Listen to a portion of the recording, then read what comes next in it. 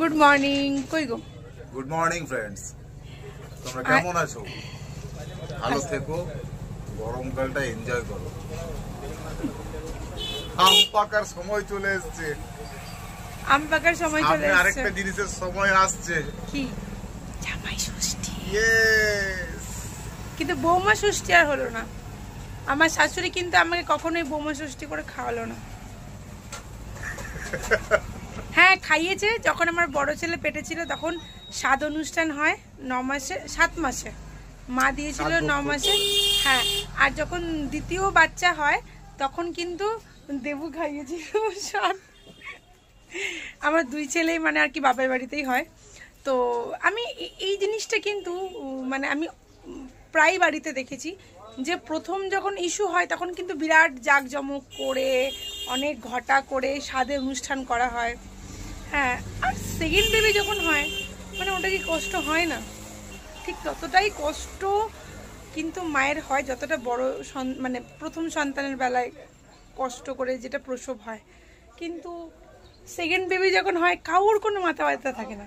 কারণ আছে, এটা খুব কষ্টের। আমার কাছে নিয়ে আসো তো মতো বলে, প্রতিটা প্রথম সন্তান, প্রতিটা কাপলসের প্রথম সন্তানকে বলা হয় দৈব সন্তান।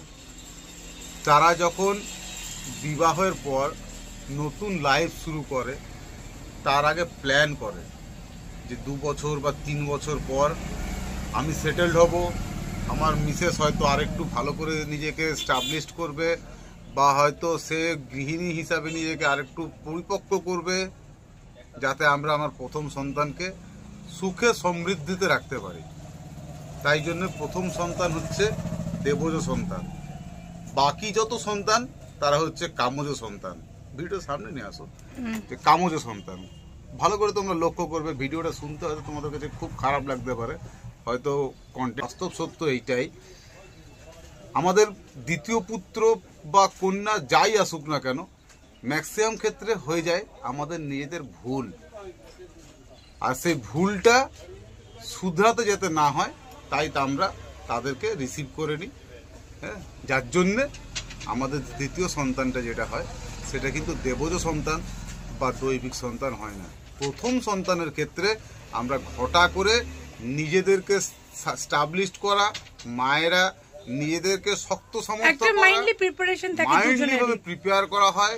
ইভেন এমনও বিরাট বিরাট ফ্যামিলি আছে যেখানে প্রথম সন্তান শুরু হবার আগের দিন, যেদিন প্রথম সন্তানকে পৃথিবীতে আনা হবে তার আগের দিন স্বামী স্ত্রীর মেলবন্ধনে যাবার আগে কিন্তু রীতিমতন ঠাকুরের পায়ে প্রণামী দেওয়া হয়, মায়ের কাছে মানত করা হয়। অবশ্যই এইটাই হচ্ছে প্রথম আর দ্বিতীয়র মধ্যে তফাৎ। আমার এই কন্টেন্টটা যদি কারো খারাপ লাগে তার জন্য ক্ষমা চেয়ে নিচ্ছি, কেন এই কন্টেন্টটা একটু হয়তো উচ্চ বয়সের লোকেদের জন্য। আলাদা কিছুই নেই, আলাদা কি আছে বাবা, সব রকম কথা আমরা বলতে পারি, শেয়ার করতে পারি। আমরা তো ছোট বাচ্চা না, এবং যারা তোমরা দেখছো তারাও কিন্তু অবশ্যই ছোট বাচ্চা না। সবকিছু বোঝো, সবকিছু ফ্র্যাঙ্কলি একটা ফ্রি ভাবে একটা আলোচনা করা এটা উচিত। তো ও বাবা, তো যাই হোক, আমার বর আমাকে স্বাদ খাইয়েছিল ছোট ছেলের বেলায়। মায়ের কাছে ছিলাম সেই মুহূর্তে। আমি কি যে খাইয়েছিলাম জানি না বাবা। খাওয়ানোর পর এর কাছে নিয়ে আসবো, খাওয়ানোর পর থেকে আমার ছেলে বাপরে বাপ এখনো পর্যন্ত খাবারের প্রতি লালসা তার যায় না। যা দেবে তিতো দেবে খাবে, মিষ্টি দেবে খাবে, টক দেবে খাবে, চাউমিন দেবে খাবে, বাসি ভাত দিয়ে দাও সেটাও খেয়ে নেবে, বাসি রুটি যদি আছে বলে একটু তেলে ভেজে দিচ্ছি সেটাও খেয়ে নেবে। খাওয়াতে না নাই কি খাইয়েছিলাম গো তোমাকে তখন? তোমার কোনো খেতে বাকি ছিল না? আসলে আমিও না দম তক খেতাম, প্রচন্ড এক্সট্রিম। আমি কত খেতাম বলো তো, আমাকে বলতো শোনো বাইরে গেলে না এরকম করবে না, বলে দিচ্ছি। লজ্জা লাগে না? এত এত খাও তুমি। মিষ্টি দোকানে গিয়ে বসে আছে, কচুরি খেলো, ধোকলা খেলো, জিলাপি খেলো, রসমালাই খাবো খেলো, তাহলে একটা আইসক্রিম খাবো খাও, একটা কোল্ড ড্রিঙ্কস খাবো।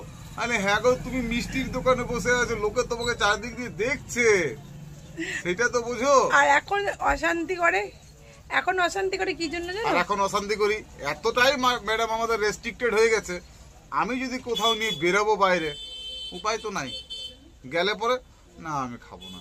কাল খেয়েছি আইসক্রিম, বহুত রিকোয়েস্টের পর কালকে সবে মাত্র একটা আইসক্রিম খেয়েছে। রিকোয়েস্ট আমি নিজেই বলেছি। তারপরে ও কিন্তু তুমি এখন নিজেকে এমন তৈরি, কোনো কিছু সবার সাথে তোমার মেলে না, সব কিছু আলাদা, এই নিয়ে অশান্তি করে, খাওয়া দাওয়া কিচ্ছু না, সব কিছু তোমার আলাদা। তো কি করবো চলো, কিন্তু আগে কিন্তু হ্যাঁ এখন একটু আফসোস হয় যে এই যে নিজেকে পরিবর্তন করা, এটা যদি সময় থাকতে করতাম তাহলে হয়তো আমার ফ্যামিলিটাকেও আমি চেঞ্জ করতে পারতাম। শুধু আমি ডিসিপ্লিন হলাম, বাকিদের পারলাম না, কি করবো আর। এই যে দেখো আমি দিন দিন ইয়াং হচ্ছি, আমার বর কিন্তু দিন দিন বুড়ো হয়ে যাচ্ছে। এই না আজকে আমি দেখলাম সবাই না, সব মানে ম্যাক্সিমাম বউরা নিজের বরদের না বুড়ো বলে, আর বরগুলো মানে বউদের থেকে সত্যি অনেকটাই বুড়ো লাগে। আজ একটা বৌদি বলছিল কেন না হবে, ও গায়ে হো